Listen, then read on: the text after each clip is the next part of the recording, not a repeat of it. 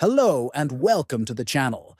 In today's video, we are going to explore how to change the search engine in the Firefox Focus browser on your mobile device.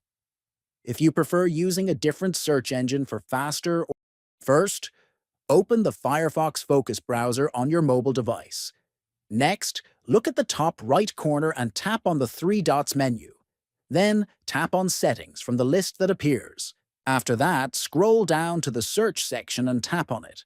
Now, you will see the option for Search Engine. Click on it to view the list of available search engines that Firefox Focus supports.